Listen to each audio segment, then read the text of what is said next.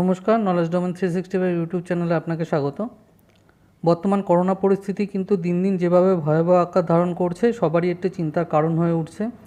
আমাদের রাজ্যে কিন্তু বর্তমানে কমিউনিটি স্প্রেড শুরু হয়েছে। আমাদের কিন্তু আরও বেশি সচেতন হতে হবে। আসুন এই বিষয়ে একটি ভীষণ গুরুত্বপূর্ণ নির্দেশিকা, যেটা director general of health service, government of India, ministry of health and family welfare, মানে স্বাস্থ্য মন্ত্রকের থেকে সমস্ত রাজ্য এবং ইউনিয়ন টেরিটরিজের প্রিন্সিপাল সেক্রেটারি হেলথ, মানে স্বাস্থ্য সচিবদের উদ্দেশ্যে কিন্তু একটা বার্তা দেওয়া হয়েছে গতকাল। N95 মাস্কের ব্যবহার নিয়ে কিন্তু এই বার্তাটা, এটা আমাদের কিন্তু সকলেরই জানা উচিত। আসুন দেখিনি অ্যাকচুয়ালি কী বলছে এটা। দেখুন, এখানে বলছে, it has been observe that there is inappropriate use of N95 mask particular with valve respirator by public other than designated health worker. In this regard, I would like to draw your attention to the advisory on the use of homemade protective cover for face and mouth available on the website of Ministry of Health and Family Welfare, Government of India. দেখুন, এখানে বলছে, দেখুন যেটা হচ্ছে N95 এর কিন্তু যথোপযুক্ত ব্যবহার হচ্ছে না।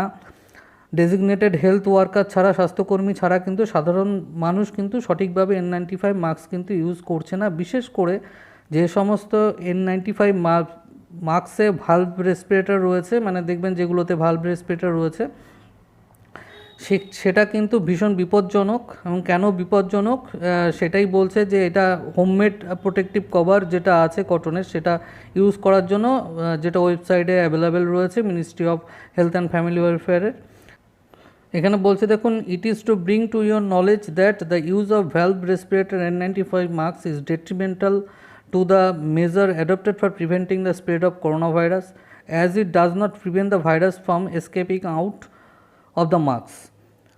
বলছে, দেখুন, আপনাদের অবগতির জন্য জানানো হচ্ছে যে ভ্যালভ রেসপিরেটর যুক্ত যেসব N95 মাস্ক বাজার চলতে যেগুলো মাস্ক রয়েছে, সেগুলো কিন্তু একদম করোনা ভাইরাস যাতে ছড়িয়ে না পড়ে তার জন্য যে গাইডলাইন দেওয়া হয়েছে তার কিন্তু সম্পূর্ণ ডেট্রিমেন্টাল বলছে, মানে সম্পূর্ণ পরিপন্থী।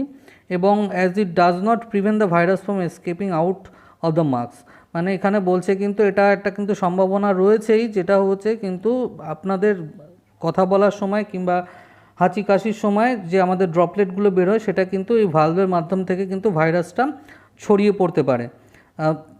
এখানে দেখুন বলছে, in view of the above I request you to instruct all concern to follow guideline on the use of face mouth cover এবং prevent inappropriate use of N95 mask.